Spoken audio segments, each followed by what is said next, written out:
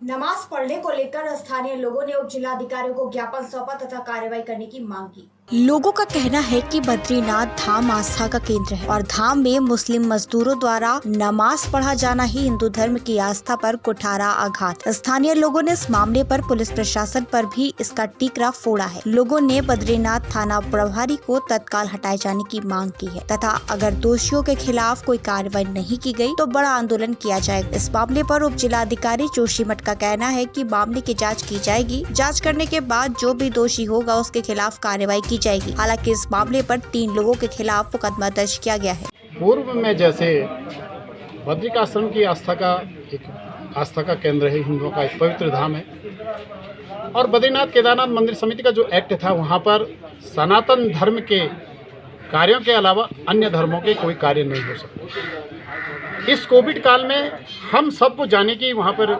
अनुमति प्राप्त नहीं है और जो ये मजदूर के नाम पे वहाँ पर गए और वहाँ पे इन्होंने जा कर के जिस प्रकार से नमाज पढ़ी, इससे पूरे भारत का हिंदू एक किस्म से उद्वेलित है, गुस्से में है।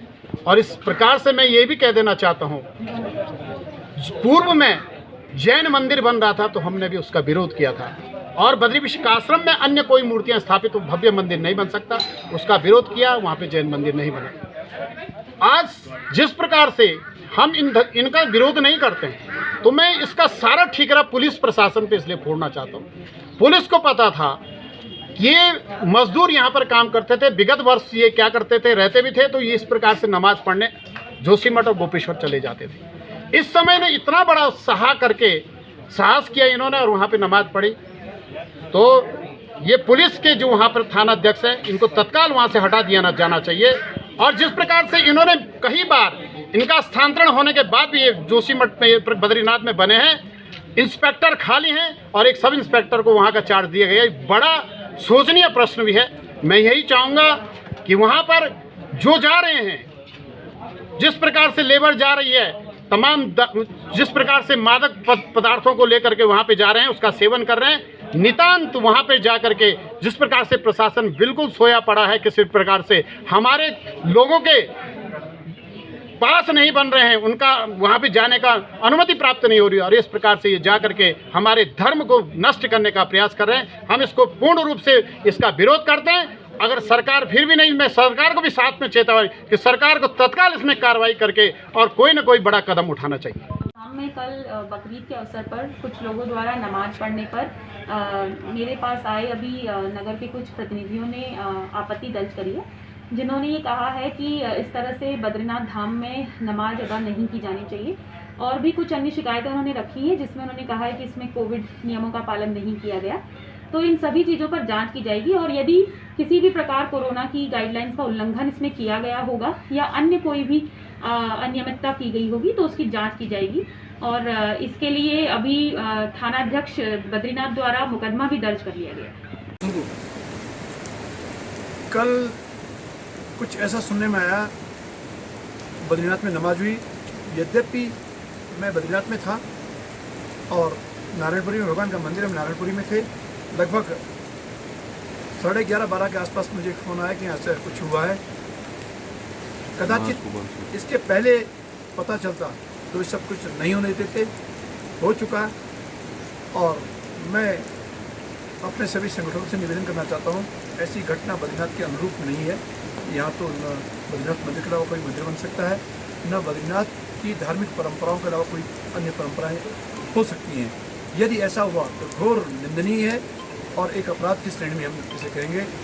जो लोग यहाँ आए हैं उनकी आईडी चेक होनी चाहिए और जिस काम के लिए आए हैं उस काम के अतिरिक्त दूसरा काम मतलब ही नहीं होता है। यदि ये ईंट गारा के लिए यहाँ पाए हैं, अच्छा हो कि दूसरे लोग यहाँ पाए, ये लोग ना आए। कदाचित अनावश्यक हो तो जिसके द्वारा ये लोग आए हैं वो उसकी जवाबदारी ले और जो काम ये इनके पास दिया गया वही काम करे, चलो अतिरिक्त काम करे, बद्रीनाथ जी का स्वरूप बना रहे। यही मेरा सबसे कहना है और आइंदा ऐसी घटनाएं सामने ना आए, ऐसी आशा रखता हूं और यही होना चाहिए।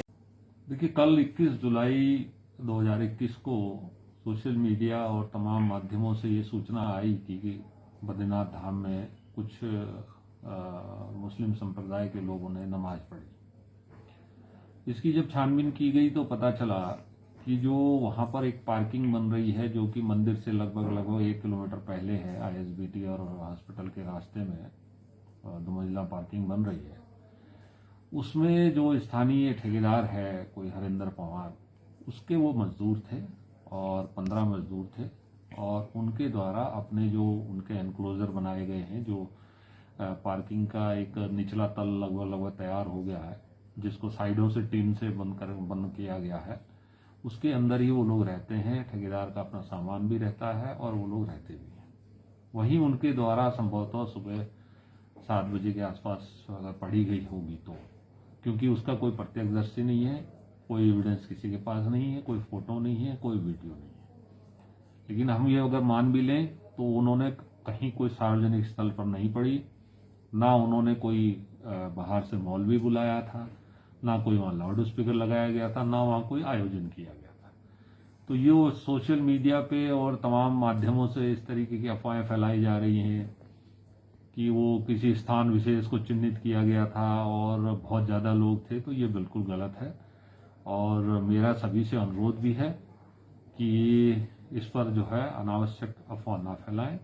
और हमने, क्योंकि लोगों ने आरोप लगाया था कि संख्या में थे, तो उसमें हमने DM एक्ट में मुकदमा भी लिख लिया है, जिसकी विवेचना जारी है। जैसे भी जो भी एविडेंस सामने आएगी उसके अकॉर्डिंग वैधानिक कार्रवाई की जाएगी।